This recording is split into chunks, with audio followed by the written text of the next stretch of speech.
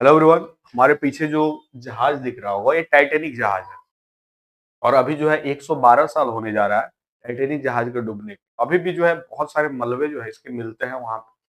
जो भी जाते हैं रिसर्च करने, कुछ ना कुछ इन्फॉर्मेशन वहां से मिलता है। हम लोग अभी देखेंगे कि आखिर 112 साल बाद भी टाइटैनिक क्या वाकई वहां पे उसके मलबे मिल रहे हैं, और वाकई मिल रहे हैं तो किस रूप में मिल रहे हैं, और बाकी सारे रहस्यमय मिस्टीरियस इन्फॉर्मेशन के बारे में देखेंगे। ये टाइटैनिक के बारे में चलिए शुरू करें।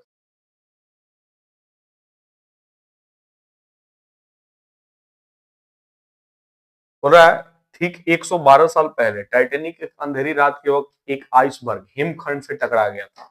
उस वक्त अधिकांश यात्री नींद के आगोश में थे और वहां से जो है हादसा हुआ था।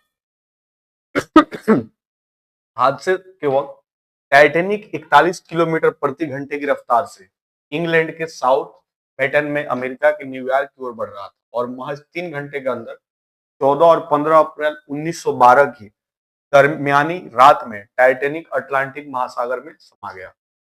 जिस जहाज पे कभी नहीं डूबने की चर्चा थी वो डूब गया, और हादसे में 1500 के करीब लोग मारे गए।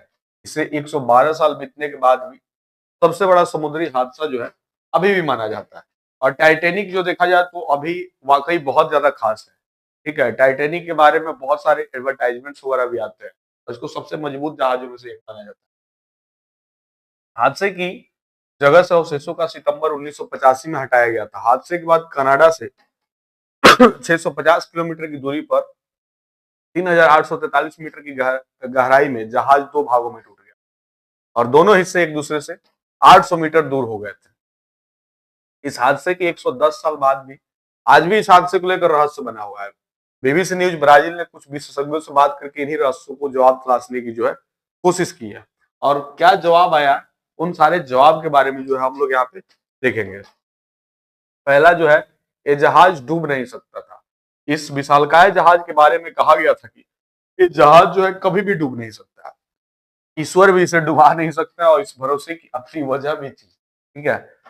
रियो डी जेनेरियो की फेडरल यूनिवर्सिटी में department of naval and ocean engineering विभाग के प्रोफेसर और इंजीनियर अलेक्जेंडर दी पिनो ओलो ने इंजीनियरिंग के लिहाज से देखे तो यह डिजाइन के आधार पर विकसित पहला जहाज था। जहाज में कई वाटर टाइट कंपार्टमेंट बनाए गए थे, यानी अगर जहाज का कोई कमरा पानी से भर भी जाए तो दूसरे कमरे को डुबा नहीं सकता था। इस प्रकार से वहां पे रूम बनाए गए थे कि अगर एक रूम जो है पानी से अगर भर जाए तो उस रूम से दूसरे रूम में जो है पानी नहीं जा सकता, और इसी की वजह से बोला जा रहा है कि ये जहाज कभी डूब नहीं सकता था। इस जहाज को तैयार करने के दौरान कुछ मुश्किलें भी हुई थी। जहाज की ऊंचाई कितनी रखी जाए ताकि बिजली के तार और पानी की पाइप ठीक से काम करते रहे, इस पर काफी सोच विचार हुआ था। और यहाँ पे जो है इसके बाद भी जो है ये डूबा। प्रोफेसर अल्हो के मुताबिक इस पर सोच विचार करने के बाद उन लोगों ने जहाज की ऊंचाई निर्धारित की थी। पानी भरने की स्थिति में उन लोगों का आकलन था कि पानी छत की ऊंचाई तक नहीं पहुंच पाएगा। उन्होंने छत पर भी सुरक्षित कंपार्टमेंट बनाए थे, लेकिन जब किसी ने आइसोबर्ग से जोरदार टक्कर के बारे में सोचा नहीं।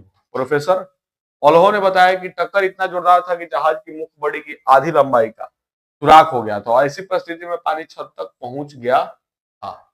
वाकई पहले से डिजाइन किया गया था कि भाई पानी ऊपर जाएगा नहीं, परंतु जब टक्कर हुआ तो 800 मीटर दूर तक दो दो भागे जो है बट गए थे। निकालने के लिए सभी पंप को सक्रिय कर सकता है, तमाम कोशिश कर सकते हैं, लेकिन पानी जिस रफ्तार से अंदर आ रहा होता है उसी रफ्तार से बाहर नहीं निकलना जा सकता। जिस रफ्तार से क्या है कि किसी भी चीज में नाव होता है, अगर वहां पे नाव डूबता है तो पानी जिस रफ्तार से पहले तो भरेगा, उसके बाद उसको नीचे की तरफ धक्का लगाएगा, और डूबने के बाद उस रफ्तार से पानी बाहर भी नहीं निकल सकता। ये रहा असली टाइटेनिक, और इसे मात्र देखने की कीमत जो है 78 लाख रुपए है। ठीक है, ये टाइटेनिक जहाज है।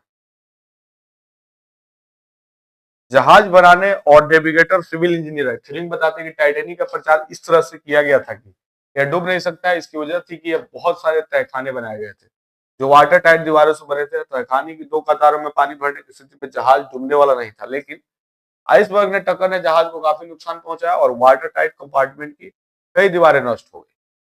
फ्लुनेंस फेडरल यूनिवर्सिटी के प्रोफेसर और ट्रांसपोर्ट इंजीनियर ओरिलो सुरास मुर्ता के मुताबिक टाइटेनिक वाटर टाइट कंपार्टमेंट को बंद करने की व्यवस्था भी ठीक से काम नहीं कर रही। इस दौर में जहाज को बनाने में प्रयुक्त धातु स्टील जितनी मजबूत नहीं थी।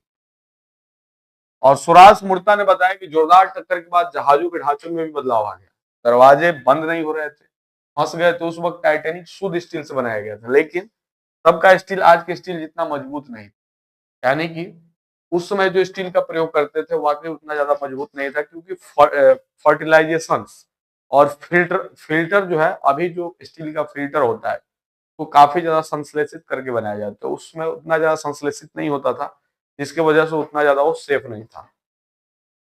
साओ पाउलो के मैकेंजी पर्सेवेटियर यूनिवर्सिटी के प्रोफेसर और धातु विज्ञान के इंजीनियर जॉन बेतिक बताते हैं कि 1940 के दशक तक समुद्री जहाज की मुख्य बॉडी धातु के शीट से बनता है। हालांकि बाद में इन जहाजों की मुख्य बॉडी बनाने में धातुओं को पिघलाकर इस्तेमाल किया जाना है। और वेदाउक बताते हैं कि तब से लेकर अब तक तकनीक और सामग्री काफी बदल गई। अब धातु को पिघलाकर सीटों को जोड़ा जाता है।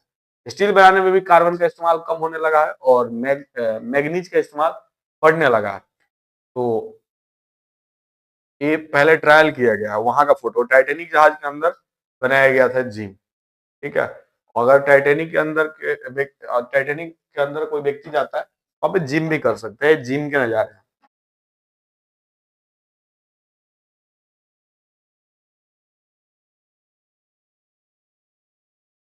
ये टाइटेनिक के बराबर माने जाने वाले जहाज आरएमएस ओलंपिक के हाल में निकली खामियां है, ठीक है।